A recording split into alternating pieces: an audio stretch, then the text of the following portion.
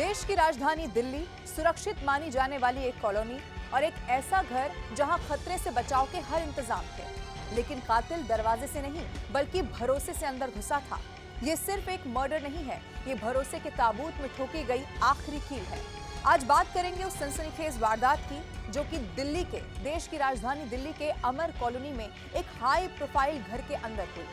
पीड़िता 22 साल की युवती, एक पूर्व IRS अधिकारी की बेटी, और उस वक्त घर में वो अकेली थी। लेकिन आरोपी राहुल मीणा, जो कभी इसी घर में नौकर के तौर पर काम किया करता था, कुछ वक्त पहले जिसे नौकरी से निकाल दिया गया था, अब नौकरी छूटने के बाद उसके मन में नाराजगी और बदले की भावना पैदा हो गई और उसने उसी घर को निशाना बनाया जहां वो पहले काम कर चुका था।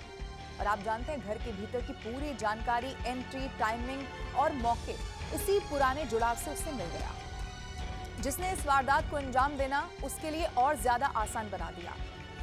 लेकिन इस केस का एक और बहुत खौफनाक पहलू है। पुलिस की शुरुआती जांच इशारा कर रही है कि सिर्फ हत्या नहीं हुई है, बल्कि हत्या से पहले युवती के साथ रेप की आशंका है। यानी ये सिर्फ कत्ल नहीं है, दरिंदगी की वो हद है जिसने इंसानियत को शर्मसार कर दिया।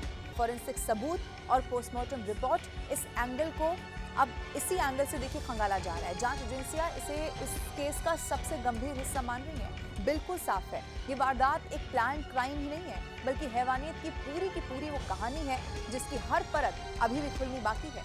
फिलहाल अपडेट भी आपको बता देती हूँ। आरोपी राहुल मीणा पुलिस की गिरफ्त में आ चुका है और उसे वारदात के कुछ ही घंटे के भीतर द्वारका के एक होटल से गिरफ्तार किया गया। पुलिस जांच में ये कह रही है कि घटना के बाद उसने घर से करीब 2.5 लाख रुपए की नकदी यहां पर ले ली और उसके बाद फरार होने की कोशिश की।